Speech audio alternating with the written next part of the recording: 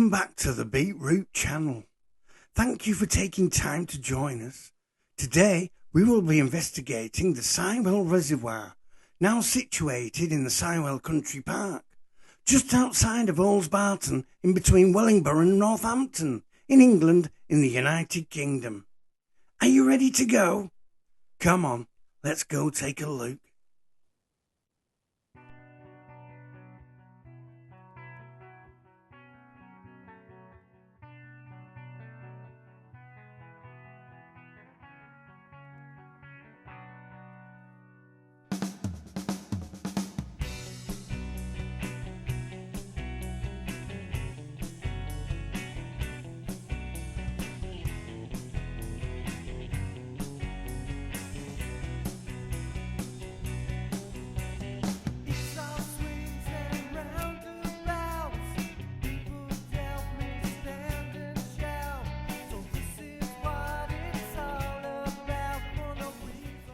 Originally a sleepy valley to what we see today, this reservoir size is over 28 hectares and its water catchment area is in excess of over 700 hectares, of which includes 2 natural streams.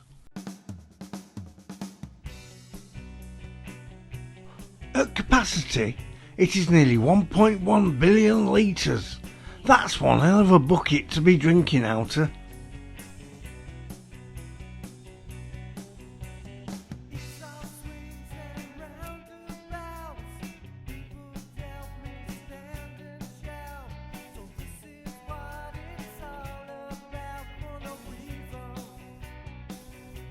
Although it looks like a natural watercourse, Sywell was man-made. The reason for its beauty now is due to human intervention by way of conservation. We are now heading through the Ayswood Wildlife Refuge.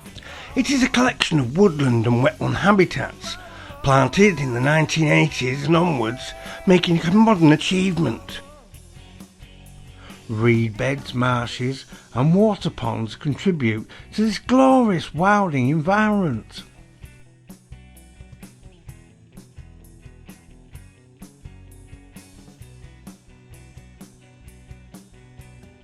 Now here is a bit of information I've just read on the conservation board. Apparently beavers are critical to healthy freshwater habitats. However, they were exterminated for their fur and meat. Oh, bugger.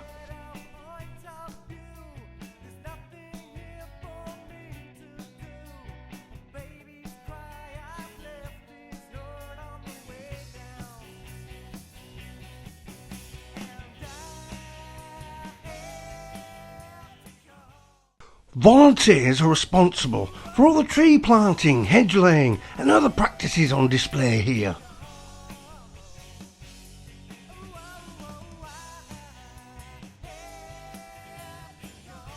Numerous feeding stations have been set up around the place. That's nuts, that is. The improvements of the access paths and gateways are a tremendous addition. This wilding over to our right is a relatively new plantation. Looks fabulous and vibrant. So that and all the rest of the conservation projects here get a big thumbs up from the BeatRoute channel.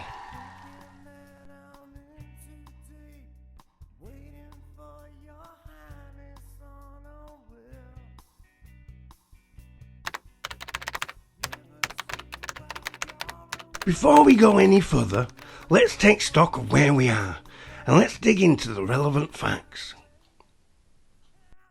Sywell is an Edwardian reservoir which was opened on the 2nd of July 1906 by Mr. George Denton, the then chairman of the Hyam Ferrers and Rushton Water Board. So let's look deeper into what preceded this jubilant day. So back in 1891, as a result of Rushton and Hyam Ferrers getting bigger and population growing fast, engineers started to search for an appropriate water supply. Wells were first sunk in sites along the Bedford Road, today known as the A6, but alas, to no avail. In 1892, Further wells were sunk at Wilmington to the south-east, but it soon became apparent that they would not fulfil the needs of the rapidly growing towns. Time rolled by, and it was becoming evident that a solution was starting to become an enigma. Records confirm that in 1897, in a state of despair, the local authorities employed a water diviner by the name of Wills from the town of Bath to try and help locate a suitable water source.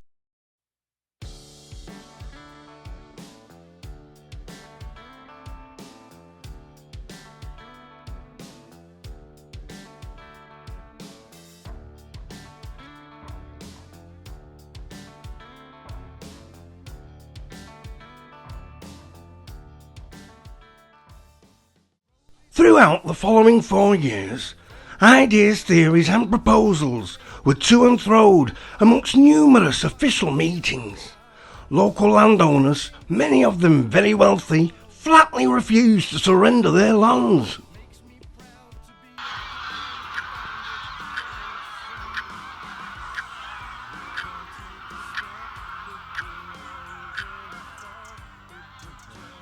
Now, there was a local historical event in Rushden that happened that would force the powers that be to get a grip and resolve the ongoing matter.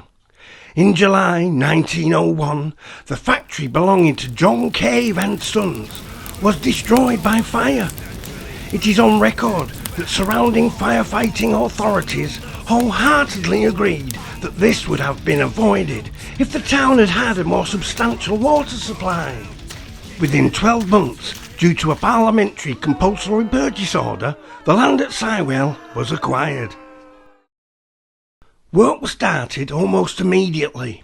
Overseen by project engineer Mr. Middleton, he wrote in March 1903 that 38 men were on site, clearing trees and other obstacles, with a further 100 working on the pipeline, which would take water to the towns.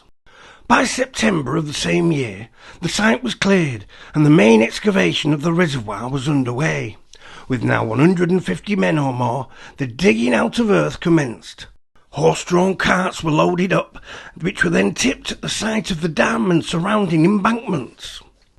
Due to the huge amounts of puddle clay found during the excavation, making the reservoir and its dam waterproof and secure was relatively easy.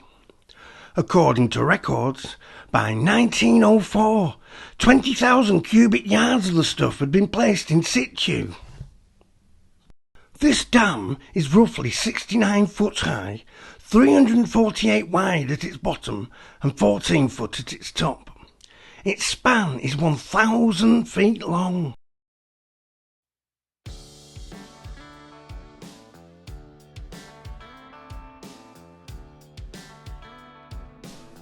The average depth of this reservoir is 16.5 feet deep, but at the valve tower it plunges down to 40 feet. The water is deeper here, as the valve tower's function is to draw water and send it down to the filter beds below. At the top of the tower, behind that blue door, are a set of valve wheels. Located on the tower floor, these wheels correspond to 3 inlets, which are at different depths, depending on how much water is in the reservoir at any one time.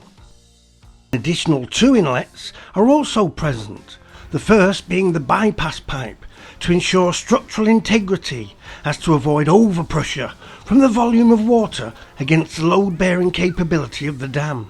The second inlet is a compensation flow to assure that the original lower water course is still provided with nutrients and such, so it can still thrive.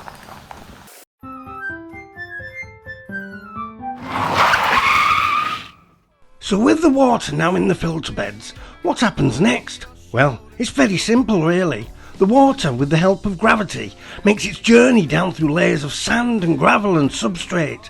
This filters out big particles, such as insects and other matter you wouldn't want to consume. Whew! Strike a light! No!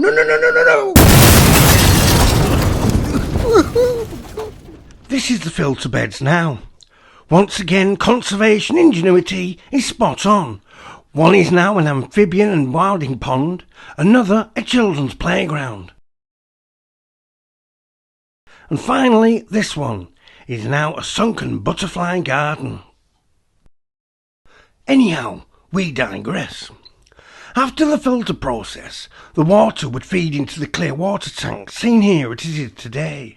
From here, the water shoots down to the 200-foot deep suction well, situated outside the engine or pump house as it was known. Inside the engine house were a pair of gas-powered pumps made out of brass and gunmetal. They would draw the water from the suction well, and it is at this point that chlorine was added to kill any remaining bacteria.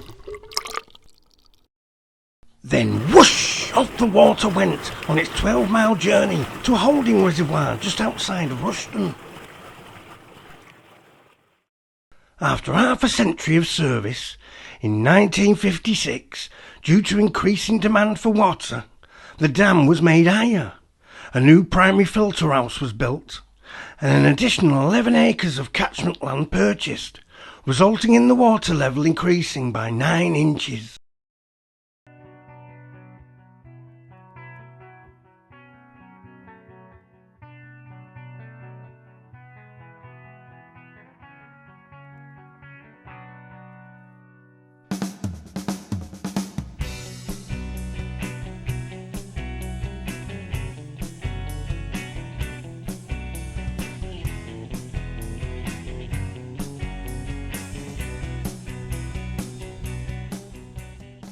This is the top of the bywash, which in practice is an overflow or a weir, and for a more heartwarming reason, well, we'll find out in a moment. When the reservoir is over its maximum capacity, the bywash acts like an oversized compensation pipe or bypass pipe like those on the valve tower, taking the extra weight of water away from the dam and feeding the lower water course below. This is my personal favourite feature here of Sywell Reservoir, especially when it's got a good flow on.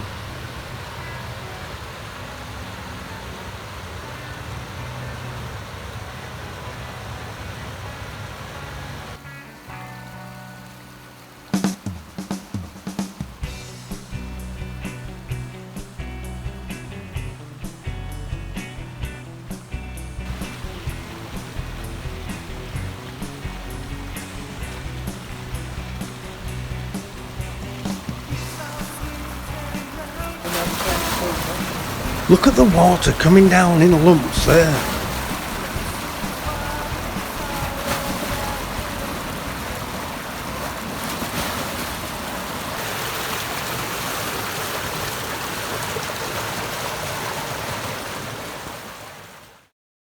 Unlike the industrial top end of the bywash, we are finally down at the natural level of the Sywell bottom stream, calm and tranquil, as if being sent back in time.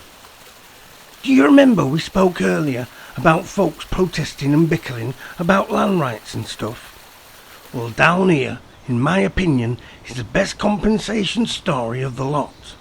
What we have here is a wash pit for washing sheep. Shepherds were washing their flocks as far back as the 1700s. So the bywash had to go buy the wash pit in order to get planning permission. Fantastic, that. In 1979, the Sywell Reservoir was closed as a drinking water supply. Well, we hope you've enjoyed our film, and we will be back soon, no doubt about that. So all's left to say, from me, Billy Johnson, and all at the TheBeatRoute channel, cheerio, bye bye!